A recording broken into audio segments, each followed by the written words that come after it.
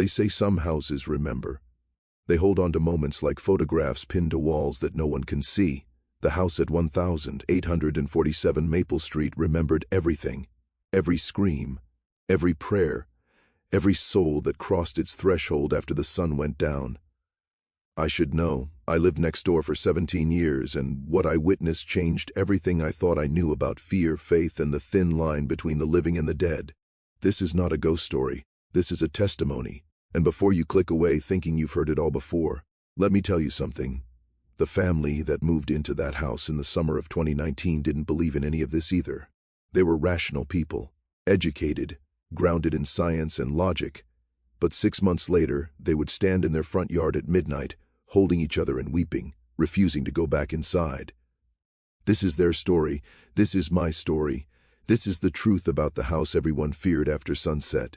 The Crossing. Sarah Mitchell had never believed in signs.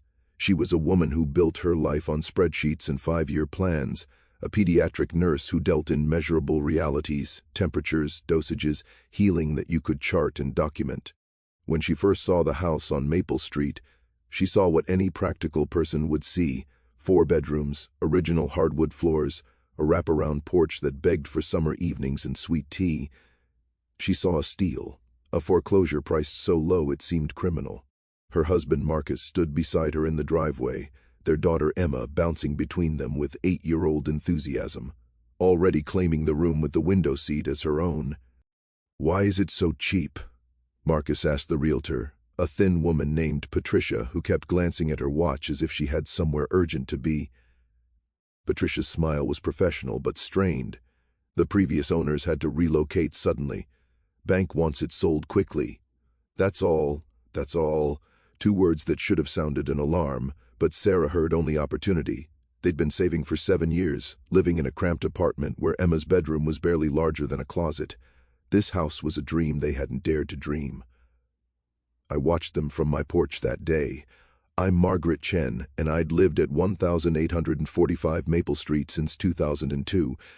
I was 63 then, a retired librarian who'd spent decades learning to read between the lines. I saw Patricia's hurried departure. I saw the way Sarah's eyes lit up with hope. I saw Marcus taking measurements with his phone, already planning where furniture would go. And I felt my stomach turn with a familiar dread. The house had been empty for 8 months. Before that, the Hendersons had lasted 3 weeks. Before them, the Kowalskis made it 2 months. Before them, there was the Patterson family, and I still couldn't think about them without my hands shaking. 7 families in 16 years. All of them leaving in the night. Most of them leaving everything behind. I should have walked over. I should have warned them. But how do you tell strangers that their dream home becomes a nightmare when the sun goes down? How do you explain things that you've witnessed but can't understand? They'd think I was crazy. Or worse, they'd think I was trying to buy the property myself on the cheap. So I stayed on my porch, watching them point and plan and laugh, and I said nothing. That evening, I baked a pie. It's what you do when new neighbors arrive, even when your conscience is screaming at you.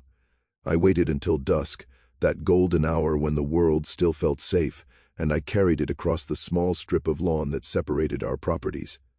Sarah answered the door in paint-stained jeans, her dark hair pulled back in a messy ponytail, her face flushed with the exertion of unpacking. She was beautiful in that unguarded way, a woman comfortable in her own skin. "You must be our neighbor," she said, taking the pie with genuine warmth. "I'm Sarah. Come in, please. Excuse the chaos." The house was full of boxes and furniture in wrong places, but even in disarray I could see she'd already started making it a home. Children's drawings were being arranged on the refrigerator, books were being shelved, a family was taking root. "I'm Margaret," I said, lingering in the doorway. "I wanted to welcome you to the neighborhood." "That's so kind." "Marcus, Emma, come meet our neighbor." Marcus appeared from the kitchen, a tall man with warm eyes and carpenter's hands. Emma burst from somewhere upstairs, all gap-toothed smile and unrestrained energy. They were so normal, so whole, so utterly unprepared. "We love it here already," Sarah said. "Emma's already made friends with a girl 3 houses down, and the bones of this place are incredible. We can't believe our luck." Luck. The word hung in the air like a curse. "It's a beautiful house," I said carefully. "I've been your neighbor for a long time. If you need anything, I'm right next door. Actually, Marcus said, maybe you know something about the history. The realtor was pretty vague. We found some strange things in the basement. Old locks on the inside of doors, scratches on the walls. Looks like someone was really scared of break-ins. The locks weren't to keep people out, they were to keep something in, but I couldn't say that. Not yet. Old houses have quirks, I said, my voice steadier than my hands. If you have any questions, my door's always open. I left before full darkness fell. I always made sure to be home before full darkness. That night I didn't sleep. I lay in my bed listening, waiting. At 2:47 a.m. I heard it, not from their house yet, but from the space around it. The air itself seemed to change frequency. It was a sound like breathing, if breathing could be heard with your bones instead of your ears. The streetlight outside the house flickered, once, twice, then steady again. I got up and looked out my window. The house at 1847 Maple Street sat dark and quiet. Normal. But I'd learned that normal was a mask that house wore for the living. After sunset, it became something else entirely. The first 3 days were quiet. Sarah and Marcus settled in with the enthusiasm of people who thought they'd finally arrived at their destination. Emma started at her new school. Marcus began his job at the architecture firm downtown. Sarah picked up shifts at County General. They were building the life they'd planned. I watched Sarah in those early days. She'd wave to me in the mornings as she headed to her car, always rushing but always taking a moment to smile. She had no idea that her life was about to split into before and after. None of them did. It was Emma who noticed it first. Children always do. They haven't yet learned to explain away the inexplicable, to rationalize what their instincts scream is wrong. 4 days after they moved in, Emma appeared at my door. It was 4:30 in the afternoon, still safely light, but she was pale and her eyes were red from crying. "Mrs. Chen?" she said, her voice small. "Can I ask you something?" "Of course, sweetheart. Come in." She perched on my couch, her backpack still on, her fingers twisting the hem of her school uniform. "Do you know if anyone died in our house?" My heart stopped. "Why do you ask that?" "There's a girl," Emma whispered, "in my room. I see her sometimes when it starts getting dark. She doesn't talk, she just stands by the window and looks sad. Really, really sad." I knelt down in front of her, taking her small hands in mine. "Have you told your parents?" "Mom said it's just my imagination because everything's new. Dad said old houses make weird shadows. But Mrs. Chen, she's not a shadow. She's real. And she's scared of something." "What is she scared of?" Emma's eyes filled with fresh tears. "She won't say.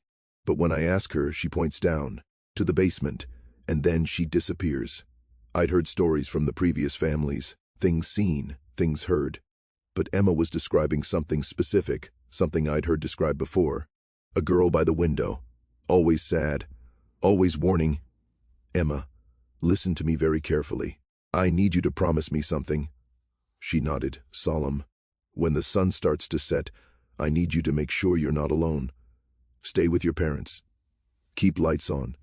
And if you see that girl again, if anything feels wrong, you come stray to my house, day or night. Do you understand? Why? What's in our house? How do you explain evil to a child?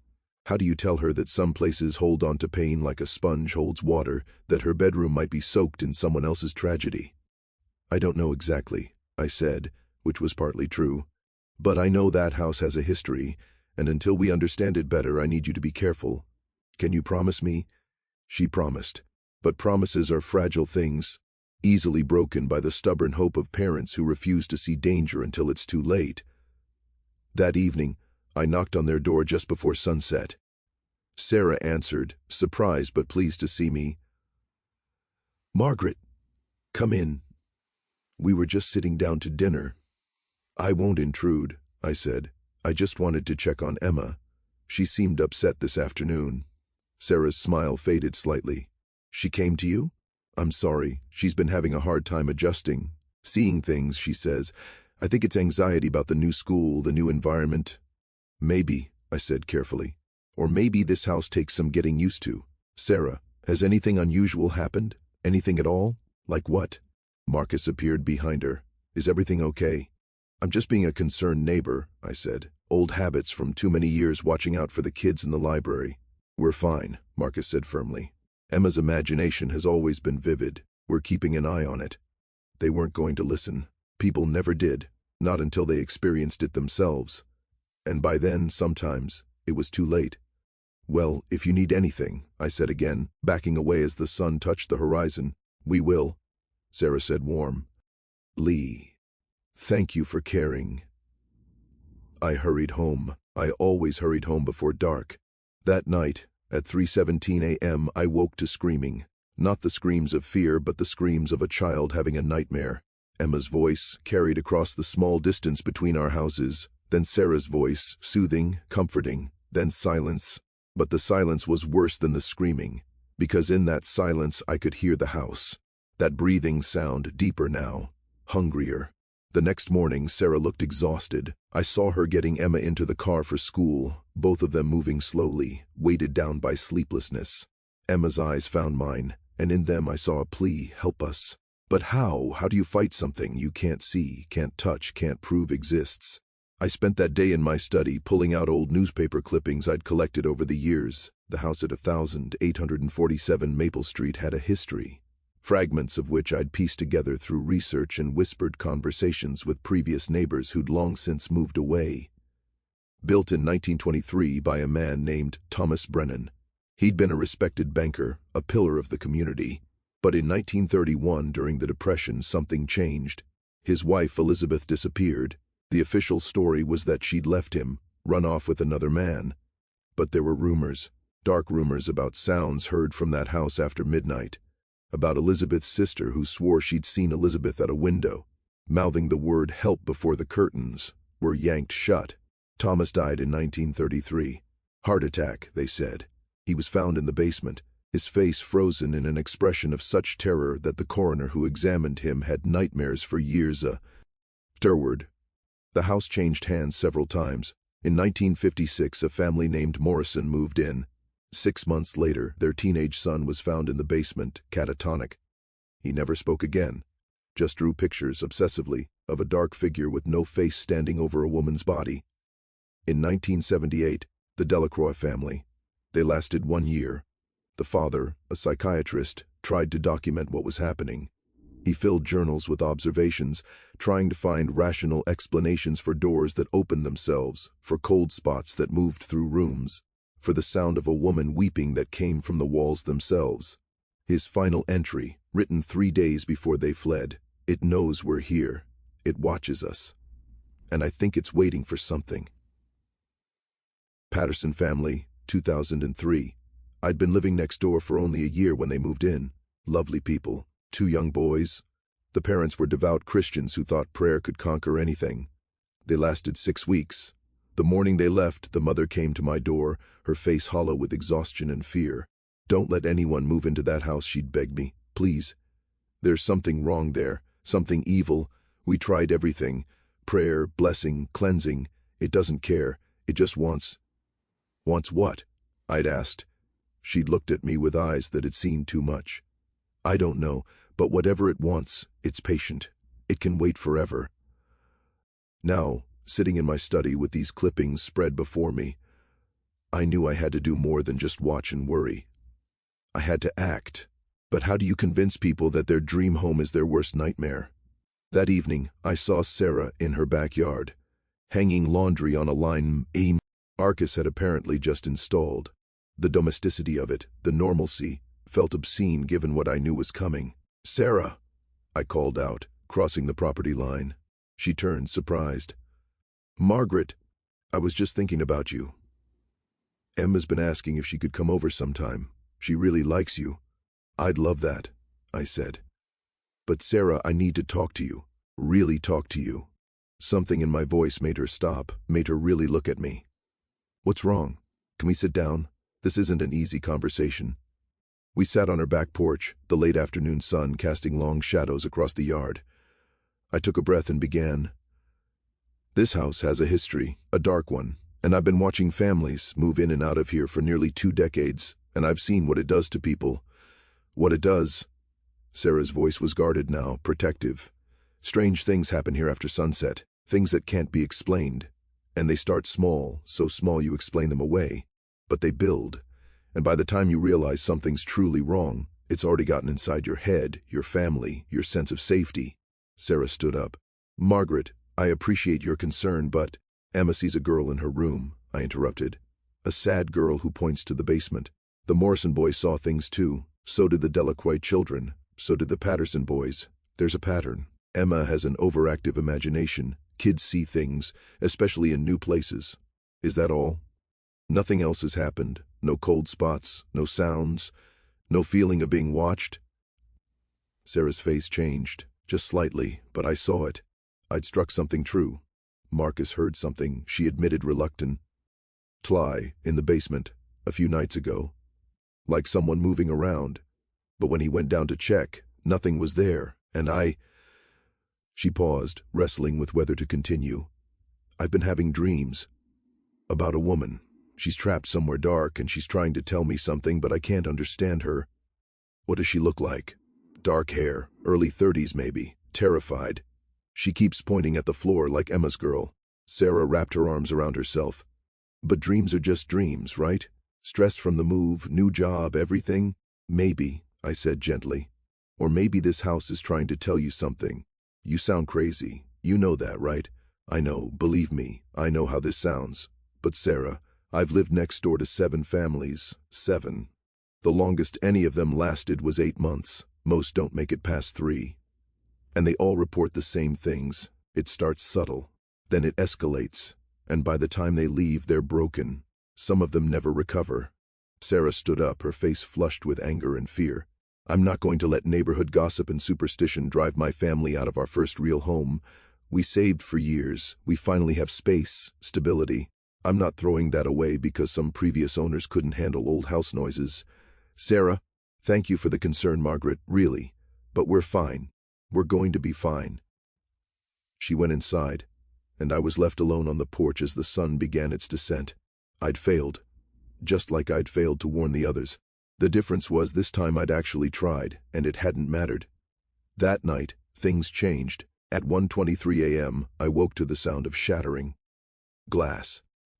I rushed to my window and saw lights blazing in every room of 1847 Maple Street.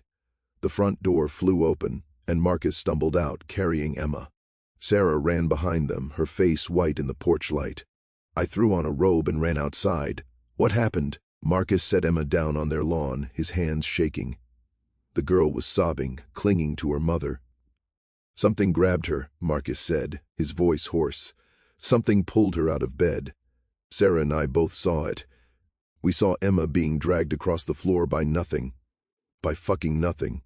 Sarah was crying too, holding Emma so tight it must have hurt. It was real. Margaret, you were right. Something's in that house. Let me get Emma some water, I said. Come inside. All of you. In my kitchen, with all my lights on and doors locked, they told me what had happened. Emma had gone to bed normally. Around 1 a.m., they'd heard her screaming. When they ran to her room, she was in the middle of the floor, being pulled by invisible hands toward the closet. Her sheets were tangled around her legs, and she was clawing at the floorboards, trying to stop herself from being dragged. Marcus had grabbed her, pulled her back. The force had been incredible, he said, like playing tug-of-war with something impossibly strong. He'd finally gotten Emma free, and they'd all run. What's in our house? Sarah demanded, her nurse's training making her seek diagnosis even in the impossible. What the hell is in our house? I don't know exactly, I admitted, but I know it's been there for a long time, and I know it's getting stronger. We have to go back, Marcus said.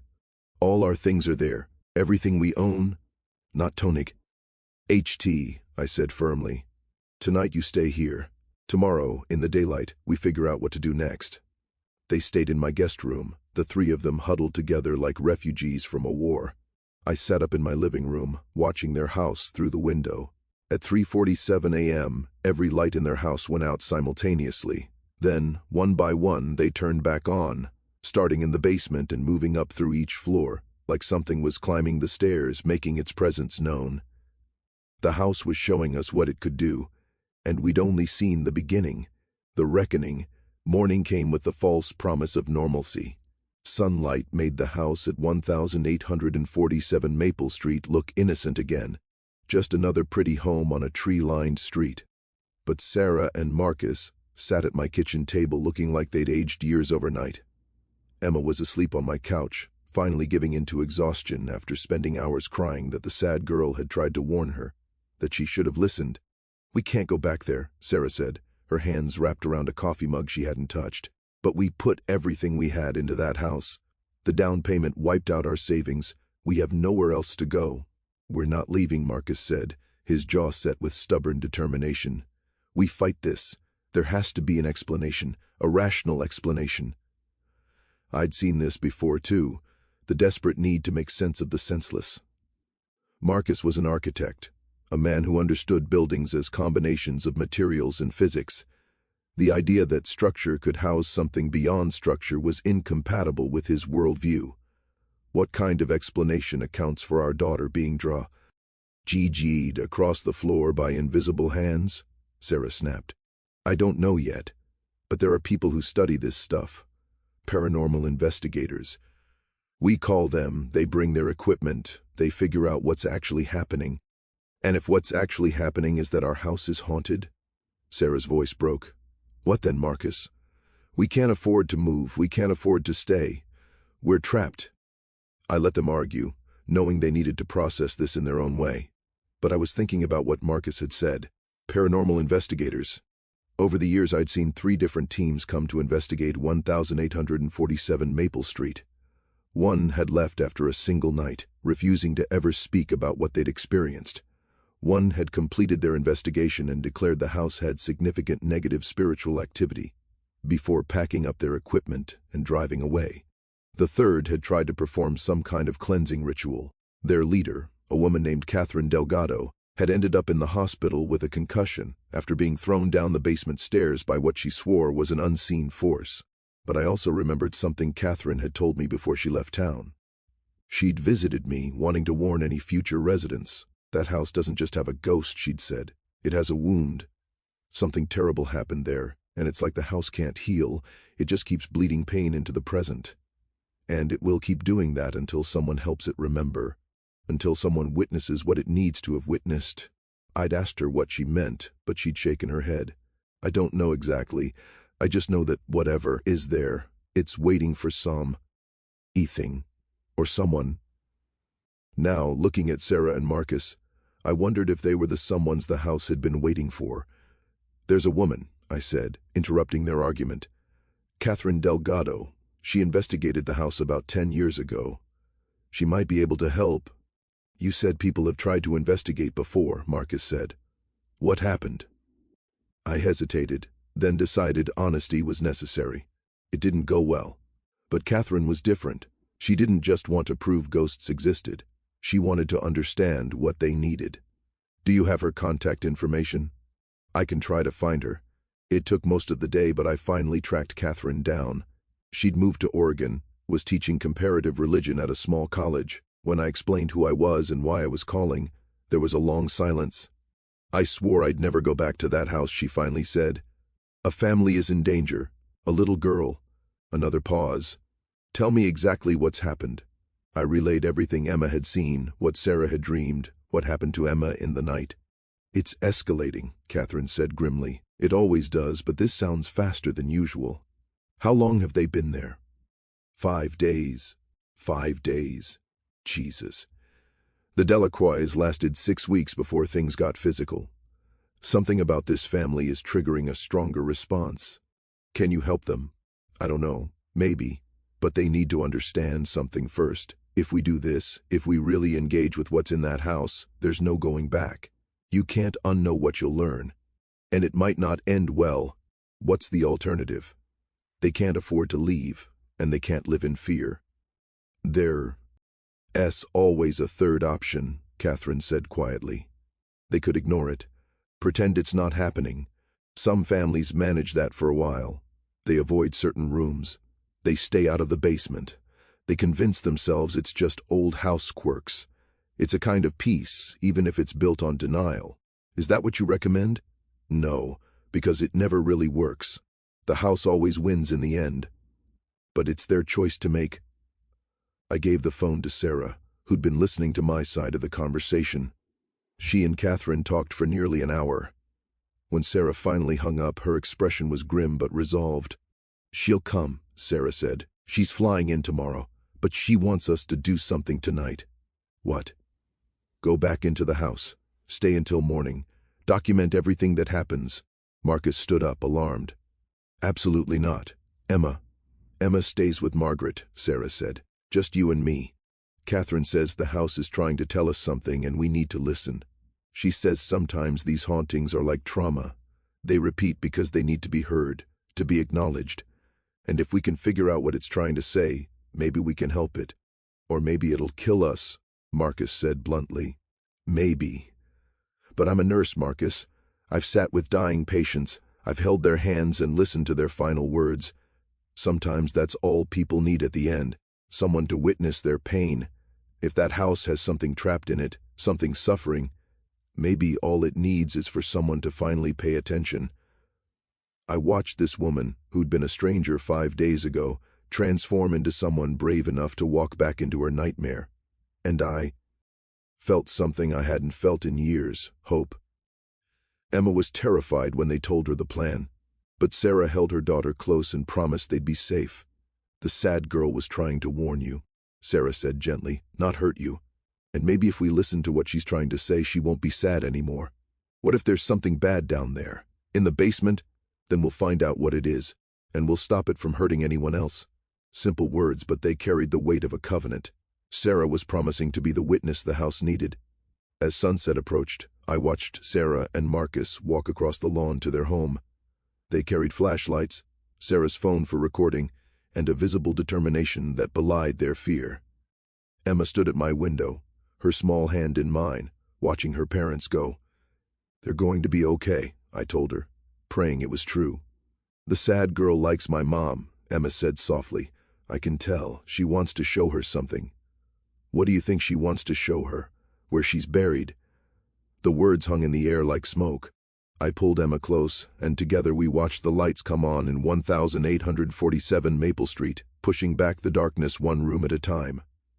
Sarah's recording, which she shared with me later, documented what happened next. I've listened to it a dozen times, and it still raises chills. 7:43 p.m. We're in the living room. Everything seems normal. Marcus is checking the locks on the doors. I know it's irrational, but I want to make sure nothing can get in, even though I know the problem is already inside. 8:15 p.m. Cold spot just moved through the dining room. Temp dropped about 15 degrees in the spa. N of seconds. Gone now. Marcus is taking photos, but I don't think this is something that shows up on camera. 9:02 p.m. Sounds from upstairs. Footsteps, small ones like a child. They're pacing back and forth in Emma's room. We're going up. 9:07 p.m. Background sound of stairs creaking. Emma's room. The footsteps stopped as soon as we got to the landing. Window is open. We didn't leave it open. It's cold in here, but not the same kind of cold as before. This feels sad. Does that make sense? Like the temperature itself is grieving. 9:15 p.m. Sarah's voice, very soft. There's something written on the window. Condensation, like someone breathed on it. It says, "Help her."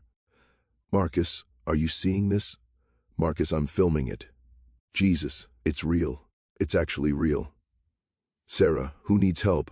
Are you there? Can you show us?" 9:23 p.m. The closet door just opened by itself, slowly, like someone was being careful not to scare us. There's nothing inside except Emma's clothes. Wait. There's something carved into the back wall of the closet. Looks old. "Marcus, bring the light closer." 9:25 p.m. Marcus, it's a name. Elizabeth Brennan, and a date. 1931. Sarah, Elizabeth, the wife who disappeared. Emma said the girl pointed to the basement. "Elizabeth, is that where you are? Is that where we'll find you?" 9:27 p.m. The lights are flickering, all of them. It's not the electrical system, it's like the house is trying to communicate. Each flicker is deliberate. Yes, it's saying, yes. 10:03 p.m. We're at the basement door. I don't want to do this. Every instinct is screaming at me to leave. But I keep thinking about what Catherine said. About being a witness. Abu. How sometimes all suffering wants is to be acknowledged. Marcus is going down first. 10:05 p.m. Sound of stairs creaking, breathing heavy with fear. It smells down here. Like earth, like a grave. Oh God. Marcus, look. 10:06 p.m. Marcus, the floor. Part of it's newer. See how these concrete sections don't match the rest? Like someone poured them at a different time. Sarah, when did Thomas Brennan die? Marcus, I don't know. Why? Sarah, because if he died in 1933, and Elizabeth disappeared in 1931, who poured this concrete? 10:12 p.m. We found tools. Old ones hidden behind the furnace. A shovel, a pickaxe, both with dirt still on them. Dirt that looks different from the basement floor. Darker, richer, like garden soil. Sarah's voice breaking. She's down here. Elizabeth is down here. He buried her in her own basement and poured concrete over her, and everyone just believed his story that she ran away. 10:15 p.m. The temperature just dropped again. But it's not threatening. It's grateful. I know how that sounds. But I feel it. She's been trying to tell someone for 90 years, and finally, someone is listening. 10:17 p.m. Sound of Sarah crying. I'm so sorry. I'm so sorry no one helped you. I'm so sorry you've been alone down here for so long. 10:18 p.m. The lights went out. Complete darkness. Marcus, grab my hand. Don't let go. Marcus, Sarah, something's happening. I can see her. There's a woman. She's glowing but not bright. Just visible. She's standing over there by the new concrete. Sarah, I see her too. Elizabeth, 10:20 p.m. A new voice on the recording. Faint, like it was coming from far away or from another time. Thank you. Thank you for seeing me, for knowing, for believing. Sarah, what do you need us to do? The voice, tell them, tell everyone. Don't let him be remembered as the good man. Tell them what he did. Marcus, we will, we promise. 10:22 p.m. She's fading. The light around her is getting dimmer. But she's smiling. After everything, she's smiling. She's 10:23 p.m. She's gone. The lights are back on. The temperature is normal. The house feels different. Lighter somehow, like a weight has been lifted. The recording ended there, but Sarah and Marcus stayed in that basement until dawn, sitting on the stairs, processing what they'd witnessed. When they emerged, they looked exhausted but changed. They'd crossed a threshold that most people never approach, the boundary between the living and the dead, between the known and the unknown. Emma ran to them when they came through my door, and they held her for a long time, not speaking, just being together as a family that had survived something impossible. We know what we have to do, Sarah finally said to me. Catherine arrived that afternoon, a striking woman in her 50s with silver-streaked hair and eyes that had seen too much. She listened to Sarah's recording twice, her expression grave. You did something remarkable, she said. Most people run. You stayed. You listened. You gave her what she needed. But is it over? Marcus asked. The haunting? Probably. She got what she was waiting for, acknowledgement. But there's still work to do. What kind of work? Catherine pulled out her laptop. Documentation. Investigation. We need to prove what happened to Elizabeth Brennan. We need to make sure history records the truth. It took 3 weeks of intensive research. Catherine had connections with historians, genealogists, forensic archaeologists. They pulled records from 1931, interviewed descendants of people who'd known the Brennans, searched old newspaper archives. The story that emerged was heartbreaking.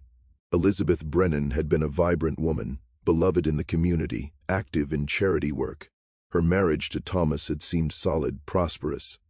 But during the Depression, Thomas's bank had failed. He'd embezzled money to cover his losses. Elizabeth had discovered the evidence. In diary entries found in an attic by one of her great-nieces, Elizabeth had written about her anguish. She loved her husband, but couldn't let him destroy other people's lives. She was going to report him to the authorities. The last entry was dated October 15, 1931. I told Thomas I know everything. He begged me not to tell. He said it would destroy him, destroy us.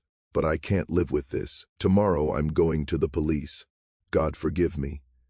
She never made it to the police. Thomas reported her missing on October 17th. He told everyone she'd left him for another man, a fiction that destroyed her reputation even as it concealed his crime. He lived 2 more years with her buried beneath their basement floor, her body entombed in concrete he'd poured himself. When his heart finally gave out in that same basement, perhaps it was guilt that killed him. Or perhaps it was Elizabeth, finally strong enough to exact some small measure of justice. Armed with this documentation, Catherine contacted the police, the current residents of 1847 Maple Street. Sarah and Marcus Mitchell gave permission for an excavation of their basement. On a cold morning in November, a forensic team carefully jackhammered through the concrete sections Marcus had identified. They found her at 2 p.m., skeletal remains wrapped in a quilt that had long since rotted away. DNA testing confirmed what everyone already knew. Elizabeth Brennan had been there all along, waiting for someone to look in the right place. The story made national news. Woman's 90-year-old murder finally solved by paranormal investigation, the headlines read. Some mocked it, called it coincidence, but those who'd lived in that house, who'd felt its anguish, knew better. Elizabeth Brennan was given a proper burial in the cemetery beside her parents. Her name was cleared, her story told. The Brennan descendants established a small memorial, a marker that honored her courage and remembered her true character. And the house at 1847 Maple Street stopped being haunted. Sarah and Marcus stayed, though they had to endure weeks of curious onlookers and media attention. But once the circus died down, they found what they'd been looking for all along, a home. The house felt different now. Warm, welcoming. The cold spots disappeared, the sounds stopped. Emma never saw the sad girl again. I asked Sarah once if she regretted moving in, given everything they'd been through. Not for a second, she said. We didn't just find a home, we helped free someone who'd been trapped for 90 years. How many people get to do something like that in their lifetime? On the 1-year anniversary of the excavation, Catherine came back to visit. She, Sarah, Marcus, Emma, and I gathered at Elizabeth's grave, bringing flowers and sitting quietly for a while. You know what I've learned from all of this? Sarah said. Fear isn't always about the unknown. Sometimes it's about things that desperately need to be known but have been ignored for too long. Elizabeth wasn't trying to hurt us, she was trying to make us pay attention. Emma, now 9 and growing wise beyond her years, placed a drawing she'd made on the gravestone. It showed 2 girls, one living and one ghostly, holding hands under a rainbow. She's not sad anymore, Emma said with certainty. I can feel it. I believed her. Children know things that adults forget. They understand that the world is wider and stranger than our limited perceptions allow. They know that sometimes the dead need the living to be brave enough to listen. As we walked back to our cars, Marcus turned to look at 1847 Maple Street, visible from the cemetery on the hill. It's just a house now, he said with satisfaction. Just a regular house. It was never just a house, Catherine corrected gently. It was a witness box, a place that held testimony for 90 years, waiting for a jury to convene. You were that jury. You delivered justice. Sarah took Marcus's hand, then Emma's, linking her family together. We were just people who decided to listen. Anyone could have done it. But that wasn't true. 7 families before them had run. How many more would have fled if the Mitchells hadn't found the courage to stay, to investigate, to care about a woman who'd been dead for nearly a century? As I drove home that evening, I thought about all the houses on all the streets in all the towns around the world. How many of them held secrets? How many contained pain that had never been acknowledged? Crimes that had never been solved? Voices that had never been heard?